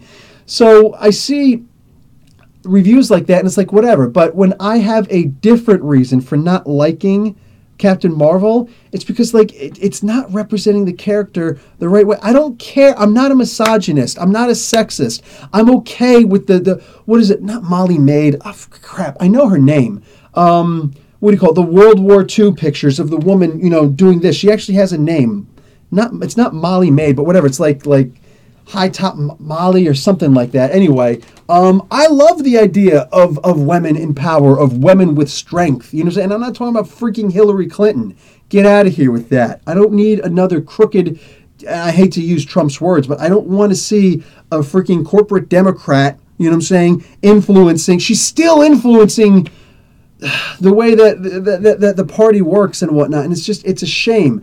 But like, without getting too darn political in here, like I don't want to see a fake feminist in there, but a real feminist, a feminist who will actually come out and say, listen, I will wear what I want to wear, and if you don't like it, male, bite me. That's a feminist. A feminist is not doing what, for a male to say, a real feminist, let me tell you right now what a real feminist is. A real feminist is someone who's not going to listen to what you're going to say next. That's what a real feminist is. A feminist is someone who's not going to sit there and abide by the constant terms that men like to put on women. Nope, you shouldn't do this, you shouldn't do this, you shouldn't do this. And the hypocrisy. I can sleep with as many people as I want, and I'm a stud. If you sleep with anybody else, you're a slut. Like, dude, I'm afraid, no. It works both ways. It actually does. So that's the kind of thing I wouldn't mind seeing. I wouldn't complain about seeing in a Captain Marvel comic book. But just seeing her as, like, making her an actual angry, seemingly hateful person who is just authoritarian beyond belief is a little bit too much for me. It's a little like she's just a space cop now, and not even a very good one. Like, she's the kind of cop you'd think would, stop resisting, I'm not resisting, my hands are up, saying I'm unarmed, like, stop resisting. That's what she appears to me, and that's annoying to me. Just bypassing things, and again, I just don't feel that Margaret Stohl is representing the character the way that she should be represented. And this is the only time, for the most part, that I'm giving advice on that, because I'm more than happy to sit back and read my comics and read my comic characters as the comic writers and artists are presenting the story to me. I'm okay with that, and I either like it or I dislike it. And for me to be giving advice for how I want to see Captain Marvel written says a lot about how I feel about the comic in and of itself. You know what I need to do? I need to try and find people on YouTube or written media who actually like the current Captain Marvel storyline. And I need to talk to them and see, what do you like about the story? And like, completely 100% non-judgmental, not tongue-in-cheek non-judgmental, completely non-judgmental. Why do you like the character? Really? That's interesting. My opinion on it is this. What do you what's your counter to that? You know what I'm saying? I would really love to have, so, honestly, here's a recommendation thing. If anybody knows a YouTuber, and probably, if it's a super huge YouTuber, they're probably not going to want to talk to me because, find somebody who's got my number of subs or less. If they've got less than me, I'm positive they'll want to talk to me because it's going to build them up. We'll do it on my channel then. You know what I'm saying? We'll absolutely do it. No, actually, excuse me. We'll do it on their channel, and I would simply recommend to people to go to that channel to try and build up their numbers. You know what I'm saying? Things like that. I would happily do something like that. If they're around the same size as me, then we'll negotiate where the thing will go. Maybe we'll do half on my channel, half on theirs. Maybe we'll do that either way. You know what I'm saying? So that you want to see the whole interview or the whole conversation, you got to go to both of our channels and watch both of our videos, and then check out the other content also. Like, if it's a smaller creator, I would love to do something like that for somebody. I'm not selfish like that. You know what I'm saying? So yeah, that's what I need to do. So if anybody knows a YouTuber who likes the current run of Captain Marvel, please get me in contact with that person. Some way, somehow. It shouldn't be that hard. You know what I'm saying? And then, boom, just put it on my discussions page or any one of my Captain Marvel comics, whatever. So the idea that, anyways, just to get back to your question, Sean, the idea that people are looking at, or the idea that I have to continue reading, I'm glad. Because I've been giving advice for the past 2 issues. So, and that includes Generations. So Generations and the most recent issue where I'm like, I think I'm just going to drop this comic. I actually want to stick around for at least 3 more issues to see if some of those changes will be implemented, because I love Captain Marvel. But right now, I'm not liking the current Captain Marvel run, and it's starting to affect my love of the character. I don't want that. So I really do want to see if she's going to make some change, if Margaret Stoll is going to make the changes. I've said it before, I'm going to say it again. I don't want to run her out of comics. I hate the idea that people have actually done that. The anti-feminist movement have actually, without even knowing what feminism actually is, that people have actually run Chelsea Kane out of comics. That's a damn shame. That's one of those things where it's like, you go and you look at my, I did a review for Critical Role's issue number 2 of Critical Role Vox Machina Origins, I think it is. Issue number 2 of 5 or 6 issues. I think it's 6 issues. I didn't put it up yet. I'll put it up on Monday when I put up my indie comics stuff. This is from Dark Horse. So anyway, but I put up my first one a month ago, and you can go and check some of the comments on there. People just I gave it a good grade. I think I gave it like an A- or something like that, and people are still, you found something wrong with a comic book about my favorite D&D genre, and I hate you for that. So blah, blah, blah, blah, and I swear to God right now, I never read a single one of the things that they said, because I could see right away the tone. Okay, cool, whatever. You know what I'm saying? Make just a really quick comment at the bottom. Listen, brother, I do what I can, blah, blah, blah, blah, whatever. And it's like, if they're going to send like another 6 paragraphs of, well, I just think that if you're going to stand your ground, double down, stick to your guns and whatnot, brother, I hope that this is really good therapy for you. Because you're not teaching me anything. I'm just doing my job as a comic book reviewer. That's it. And if you don't like that, there are plenty of other channels out there who will review your comic. I'm not here to cater to any one person. Nobody, including genres. If you don't like that I found some kind of a problem with your magnificent comic book. So, let's see. So yeah. I'm glad that there's a reason to stick through the Captain Marvel comics. Sean continues. So, do you think Black Widow will come back to life in Tales of Suspense? I don't know. Chip Zdarsky is actually writing that. It's a funny thing. In his meeting today, his interview that he gave today, Spectacular Spider-Man, Peter Parker, the Spectacular Spider-Man issue number 5 just dropped this week. He originally wrote in that Black Widow had a contract to go after Spider-Man. If you checked out my review, if I put the review up, if I didn't, I could throw in the thing. But he originally had it that Black Widow was going to appear in the end, and she was the one taking up the contract to go after Peter Parker, or Spider-Man specifically. That would have been cool. And then the editors jumped in and was like, okay, did you know that she's actually dead in the end of Secret Empire? She was actually killed. Captain America Steve Rogers killed her. He's like, I did not know that. So he had to write her out and just put in a generic, that's the case. That is interesting. That's something I never would have known if I didn't go and have to this Mississauga Comics Expo. That's cool stuff right there. Because even as he was explaining it, I was sitting in the front row, and he's looking dead at me as I was like, that didn't happen in the comic book though. And he's like, but, pointed right at me because of the conversations that we had earlier. He's like, but I actually had to write that out because the editor told me, no, she died and such and such. It's like, okay, I get it now. So it also let me know that the editors are still working in Marvel. They're not just writing their names into the books. They are actually saying some things like, no, you can't actually do such and such because...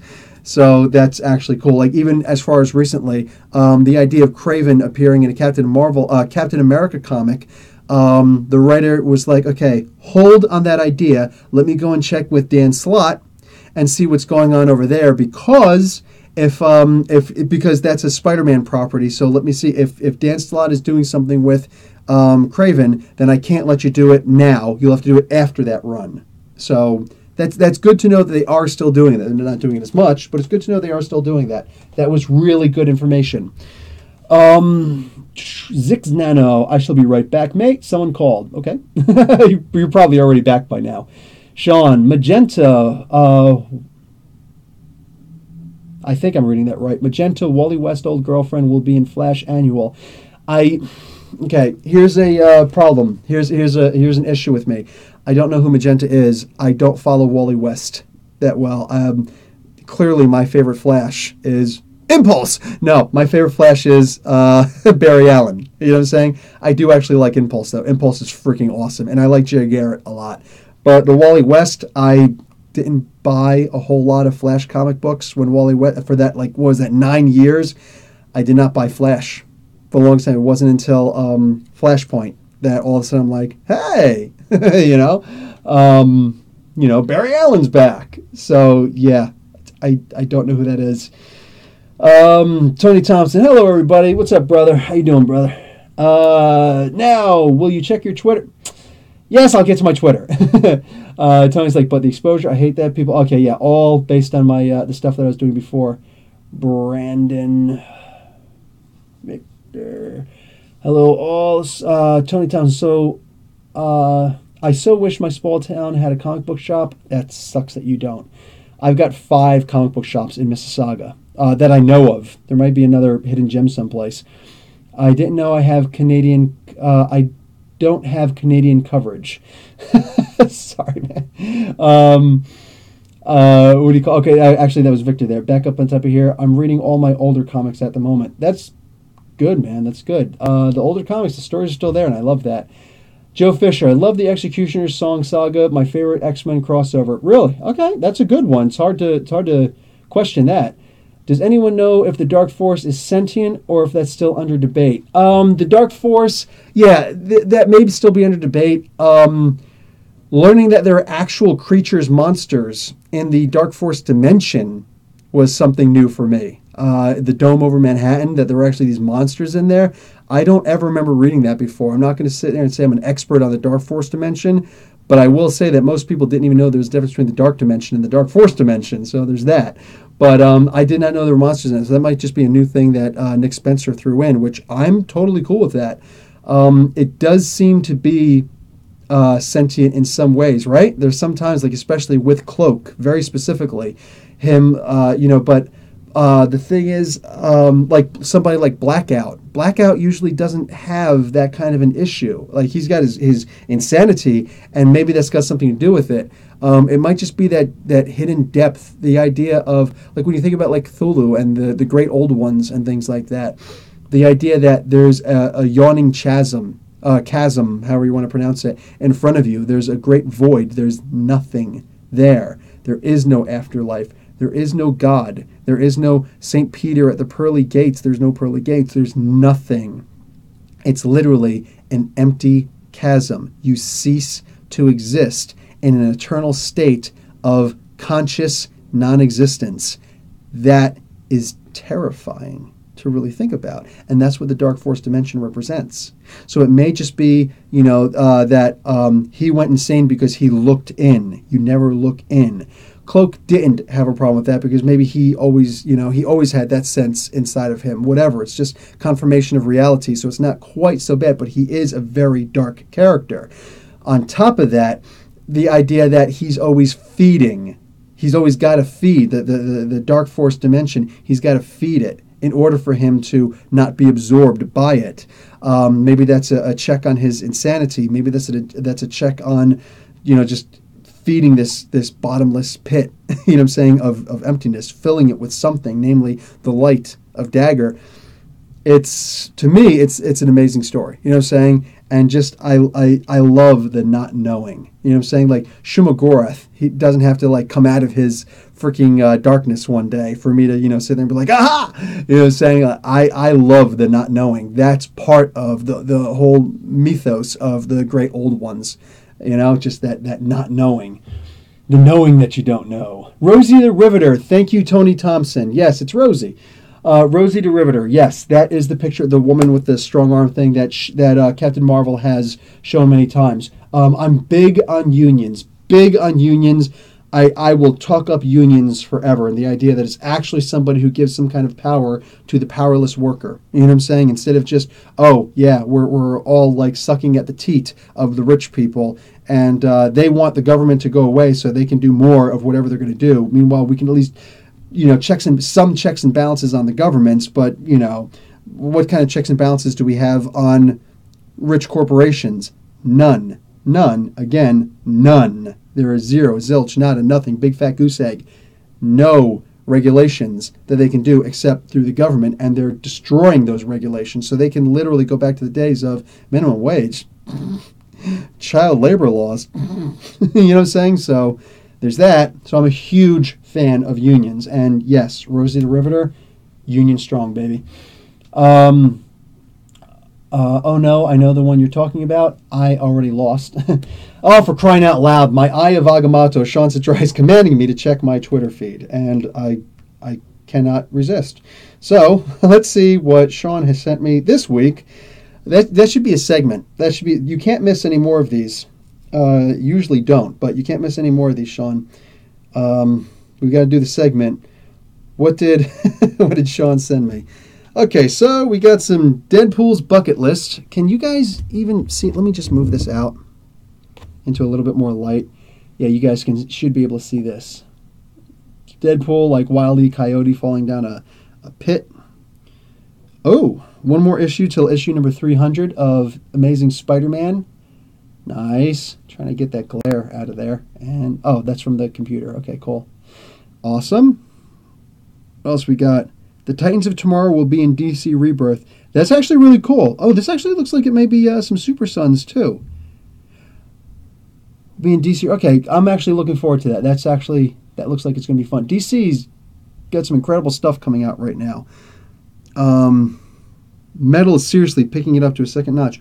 Get out! You should start reading Moon Girl. Okay, let me tell you what I just did. Oh, nice. Oh, that's something that Chip Zdarsky told me. One of the things I asked, because he's going to be doing not Tales of Suspense. He's going to be doing, so it's Ben Grimm, the Human Torch, and Moon Girl, if you guys can't see that. So, oh, for crying out loud.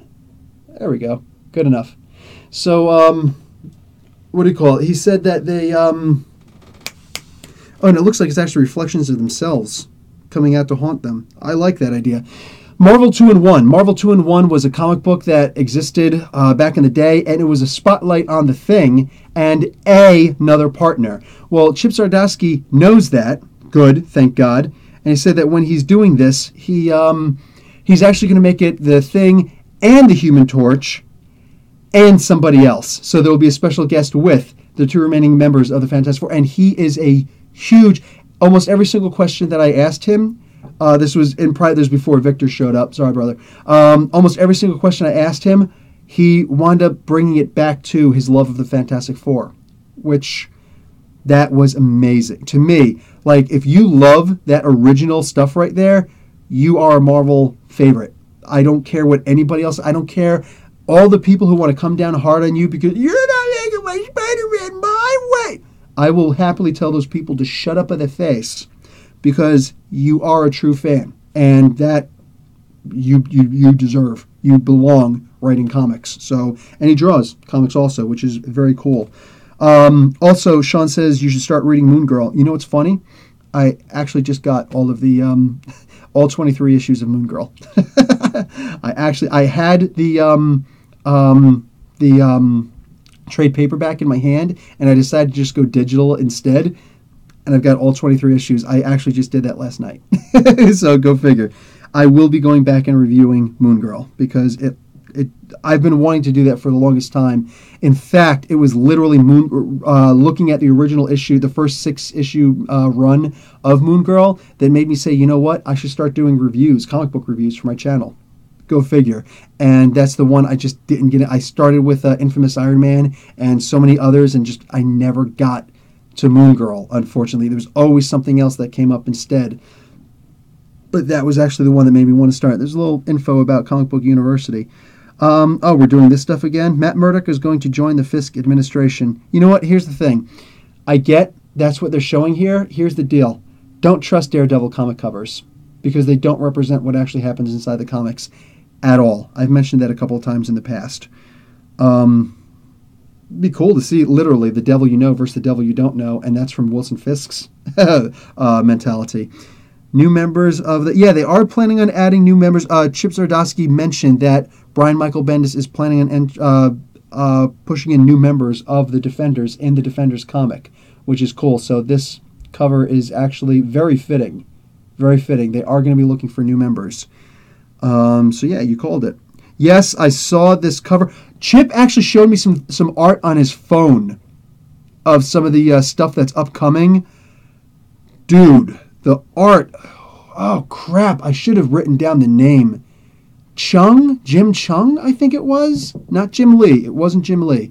Jim Chung, I think, is the name of this artist.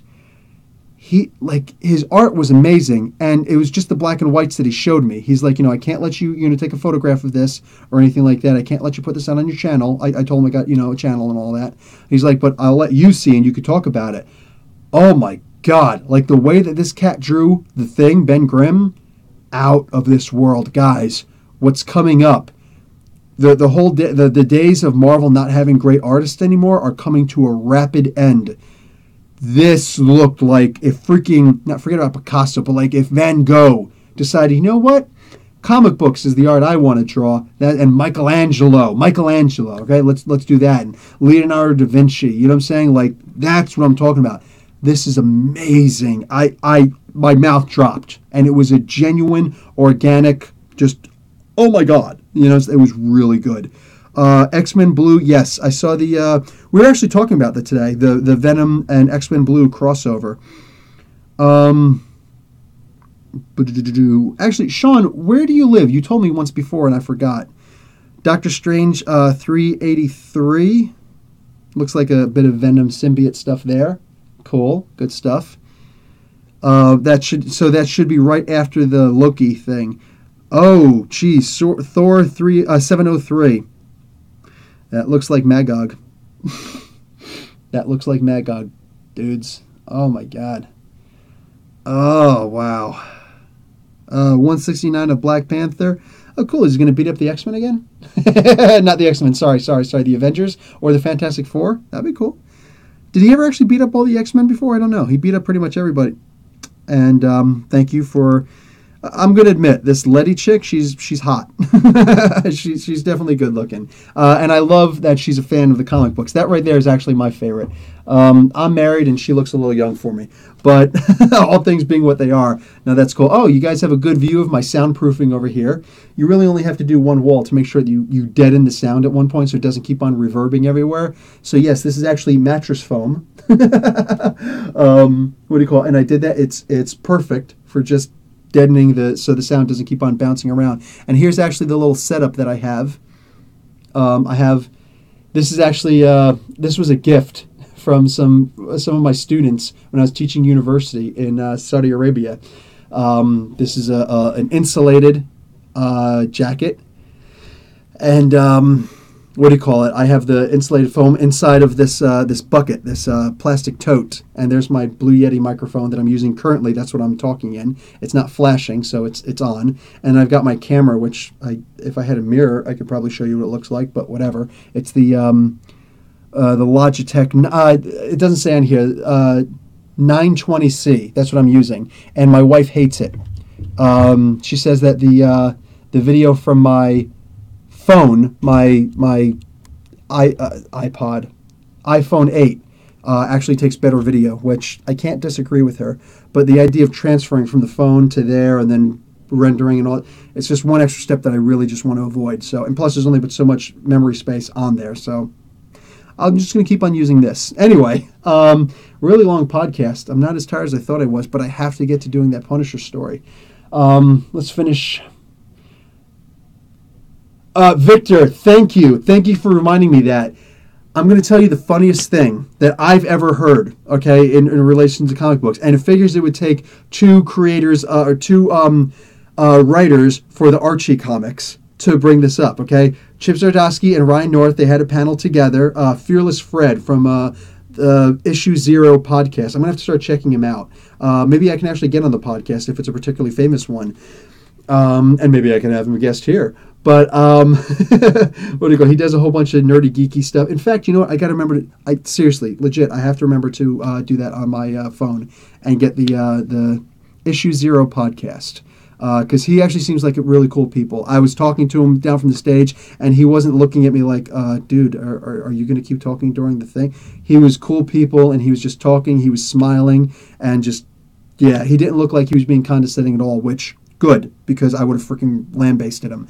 That being said, didn't have to because he was cool people. So you can tell I'm getting tired right now. Okay, so he told what is probably the funniest, the most interesting awareness thing that I've ever seen, I ever heard somebody say. He says, it's funny that everybody likes Batman so much, because when all of a sudden I realized that the story of Batman is realistically just a one percenter, a rich one percenter beating up on poor people in alleys. It's funny that that character actually works so well.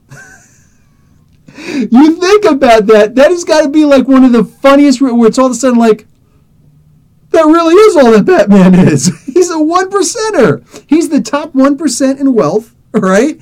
Probably the richest man in the Marvel universe, or in the DC universe. You know what I'm saying? Like him and Lex Luthor, and he just beats up on poor people. What the hell is this? Like, that's his job. Like, instead of trying to, fund program, like I always say, like he has the money to fund programs, blah, blah, blah, but he's actually punching them in the face and stuff like that. Oh my God. That has got to be the funniest realization, the funniest, OMG moment in comics for me. And everybody in the room, we all just died. We lost it when he said that. It's like, oh my God, it's true. We're all savages. We're all savages. Oh my God. I don't know who's for Explain on Tuesday, Sean. Let me get to that in a moment anyway. Victor, we'll have to find a day to meet up again. Yes. The next time that there's something going on up here, plan something, plan you're going to come on up here, and then yes, absolutely, we will definitely hang out. I forget your friend's name, but bring him also. You seem like cool people. He had the forearm, a sleeve of Spider-Man tats on there, and he's planning on going up to the shoulders. He's going to be like the comic book Yakuza. I actually meant to tell that joke, but then all of a sudden I got distracted with something else. Actually, what I got distracted with is interesting, was a guy dressed up in a girl cosplay. I forget what the name of the cosplay was. Actually, you know what? Nope, sorry. No, it was something different. But anyway, is this a zombie? Or is that a zombie? Is this a zombie? That's the name of the manga. I don't know if it's an anime also. I don't know. But apparently it's actually a cosplay of a guy who's wearing a girl's costume, because that's apparently all that was left. I'm going to have to look it up. It looks interesting. And I know a lot of my fans are out there like, you need to do more manga. I don't do any manga. You need to. Okay, I'll try. I'm going to check out this one. This one looks interesting. So he's wearing a pink tutu dress, like a pink Sailor Moon looking dress, walking around with a stuffed animal. I'm just like, okay, I'm like sitting there talking to Victor and his buddy, and I'm like, hold on, I got to talk to this guy. And I'm like, hey, listen, man, like, I'm really forward and whatnot, and please don't be offended by me asking this question, but like, you're clearly dressed up as a female character. And then he schooled me. He's like, actually, it's a male character who's dressed up like a female character. I'm like, so you're a male playing a male character who's dressed up as a female character? He's like, yes. I'm like, that has got to be the coolest damn thing I ever heard. But nonetheless, I'd seen somebody dressed up as Carol Danvers one time before, and it was a guy. And I'm like, you're pulling the costume off brilliantly. It's awesome. It looks good. You look good in the costume. You know what I'm saying? What made you want to dress up as a female character, though? Like, are you afraid that people are going to, call you gay or something? Like, just, like, what's going on? And it helped that he was gay. So there's that. But on top of that, he's like, even if I wasn't, I'm going to dress up like anybody who I want to dress up as, because I'm a true fan. And I don't want to be limited by my gender or my sex or anything like that to be who I want to be, to dress up who I want to dress up as, to cosplay as who I want to cosplay as. Because dressing up is one thing, but cosplaying is actually getting into the role. And that's a big deal. Nobody wants to dress up. If you're a guy, nobody wants to dress up as a female. But if you're a cosplayer, there's a good chance that you've probably transcended all of that, that's actually really cool. I'm not saying that I'm going to dress up as freaking Amidala one of these days. I'm going to leave that to my wife. You know what I'm saying? She looked like a really good Amidala. I'm just saying, if I do say so myself. But that being said, that is actually really cool. You know what I'm saying? I may be too old to break from the habits of the norm of, no, that's not what men do. Be a man. Like the whole saying, be a man. Just, I may not do that, but I can't help but to genuinely admire anyone who loves a character so much that they're going to cross whatever boundary to cosplay as that character because of the love, the inherent love. And I don't care what anybody else says, that is the truest expression, in my opinion, of someone loving a character. That's freaking brilliant. To quote the British, that's brilliant. So that was really cool. That was a very cool conversation with this dude. Tony Thompson, I know it's not comics, but I just thought Nightlight should have been a nemesis in Dark Force. Nightlight from my Face Rip game. Yeah, all those dudes are actually talking right now. I think they actually finished the conversation. I have to jump in and figure out what they're talking about. I'm actually sweating because I got all my doors and windows closed to avoid noise. But and I've been doing this for an hour and 40 minutes. My God. But I am going to go and check all this stuff out. Victor, bring back Kyle's character. I don't want to bring his character back without, but that would actually be a really good idea. You know what? I think I will contact him and ask him, do you mind if I bring your character back to boom? Say as an NPC, anti-hero, bad guy type character, because that is the direction that he wanted to go in. That actually wouldn't be such a bad idea. Having Nightlight have a nemesis with Dark Force. My initial problem with that is, and I don't want this to come off the wrong way, it's not that I don't like Nightlight, it's that I don't fully see his potential yet. You know what I'm saying? And it didn't help that he literally did nothing in the last game. Like I like that he had the device, that was cool, but he didn't even bring his costume, so it's like, dude, I need to see more of what you can do and how you're playing your character so I can understand your character. I understand his character the least. You know what I'm saying? Like, he bought a lot of resources, so he's a very rich character. He is a way too smart character to just be involved in freaking light bulbs. You know what I'm saying? Like, his reasoning is up there, like Reed Richards level brilliance. But he made his money off of doing light bulbs, which is like, dude, there's got to be something else. Like, I'm a former electrical engineer. There's got to be a lot more than that to have that kind of, funds coming into your pocket. So come on, man. Like, what else you got going on? So like did you kill all the other light bulbs and you got a monopoly on light bulbs? And if anybody wants to see things, they've got to buy light bulbs through you, because that would bring you to that level of resources. So I don't understand his character yet. I have a hard time understanding his motivation. That's the reason why I've given him the most backstory, like the lawsuit and things like that. I need him to role play more so I can understand his character better so that I can give him an arch nemesis. I would love to do that. I need to just understand his character better, Sean, you live in Texas. That's right. You live in, I think you said you actually live in Austin, Texas. No, not Austin, Texas, in Houston, Texas. Yes, that's right. We had that conversation. I knew we did. Okay, so, yeah, no chance of you coming up here. Who is explained for Tuesday and good night? Oh, shoot. All right, I'll see you later, Sean. Oh, no, you're not going anywhere. You're still down there. Do I prefer X-Men Blue or X-Men Gold? I actually just talked to Victor about that today. I actually prefer X-Men Blue. I started off liking X-Men Gold better, but Blue pretty quickly surpassed it. I love what's happening in Gold. In Blue. And in Gold, the art just took a sudden dip. Like, great artist, but I don't like the way that freaking Colossus is drawn. Like, he's always had the rivets. Where are my rivets, dude? Where are my rivets? So they're sacrificing a lot to just be able to draw faster. I don't dig that at all. I don't know who I'm going to explain on Tuesday, but I do want to. I've only got a couple weeks left for, in October, Halloween, and I didn't really want to put out the Punisher, but I had to throw something up because I just got so busy this week. That being said, I'm gonna try and do a combination character for Tuesday and Wednesday, Tuesday and Saturday, but we'll see. We'll see what I can do. Oh, your buddy's name is Brandon. Okay, cool. Thank you, Victor. And also, that conversation made me think about trying to get a Juggernaut costume, even though I'm small and scrawny. So what?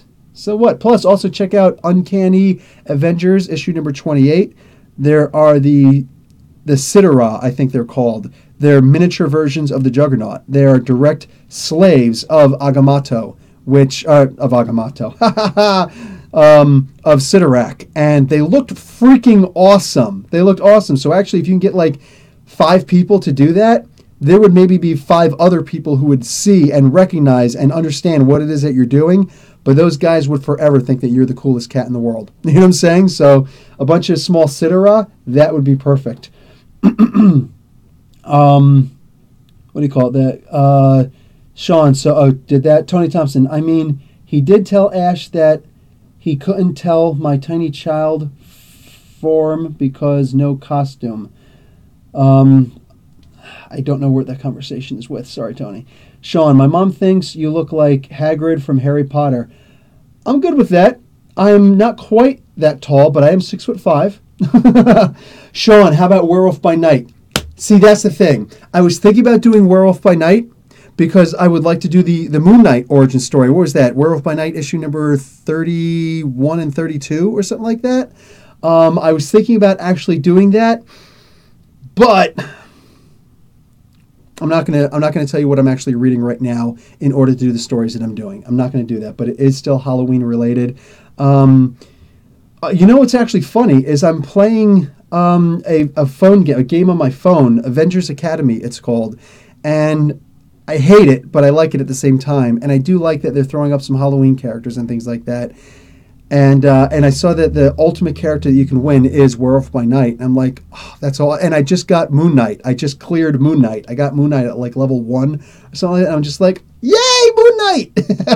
And I would like to do Moon Knight again. He was actually like, I think my 3rd or 4th character that I did explain in a minute. So it's the old format, but whatever, it is what it is. All right, guys, before it turns tomorrow, that comment was about Nightlight not helping my dying kid form in the porcupine. Oh, yes. Yeah, that's right, Tony Thompson. You did that. Yes, that's right.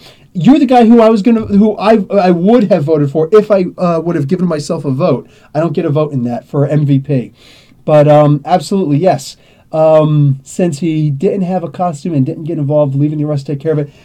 Good point, because yes, just like, what's his face? Just like Dave said, Mosh Pit said, if he would have been there, he could have used a laser and burned those freaking quills off, and then they could have gotten you to safety. Quick as that. But he totally screwed up by like, for playing purposes, I'm not going to have my costume. Now your friends are dying. They're dying by a character called the Porcupine. I'm just saying. I want you to really think about your life decisions right now. Like that, you know what I'm saying? Like that's a big deal. You know what I'm saying? I love the way that he role plays. I need him to get more involved in this game with his character. You know what I'm saying? He keeps saying he loves the game. That's awesome. I want to love your character. Do more with your character. Bring me more with your character. You know, so that's what I want to see. I would love to, pump up his character a lot more. But anyway, Victor, I'd love to really play a face rip game. Yeah, I know. I'm actually trying to get something else together. One of the things I was talking about with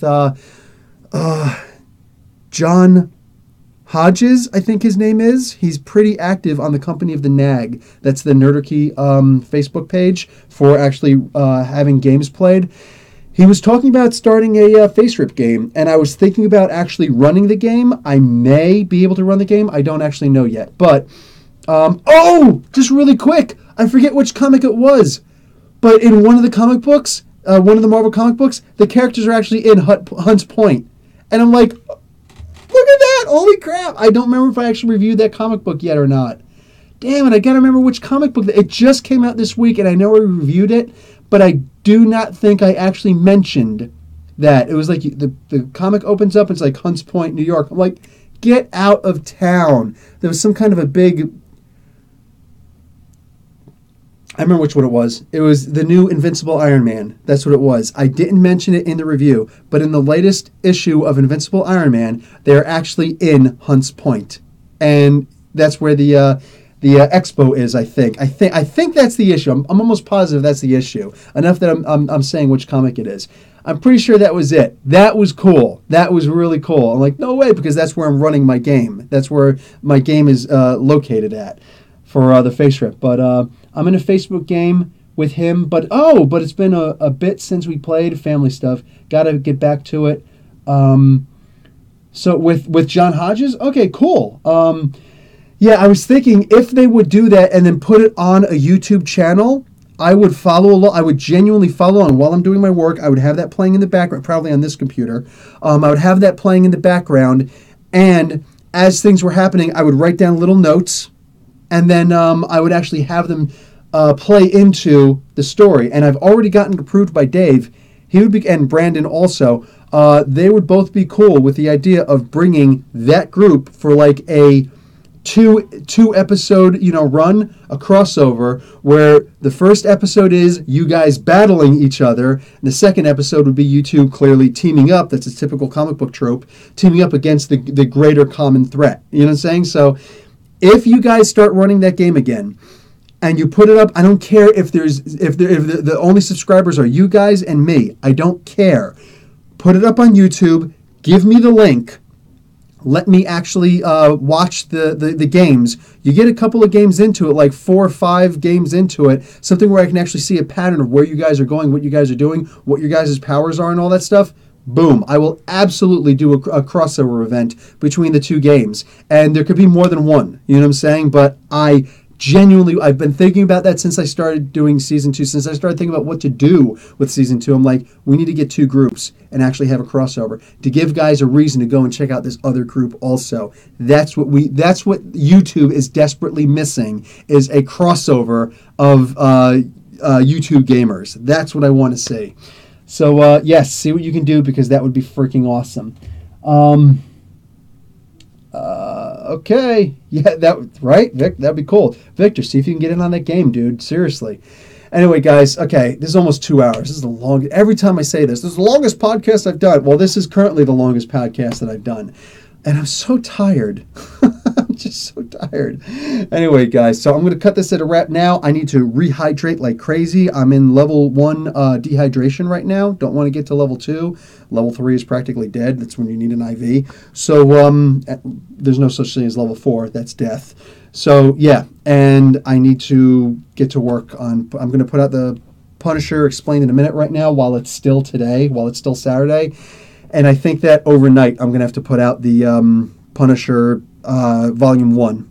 That's all of issue 1 through 5. I'm going to have to do that sometime overnight.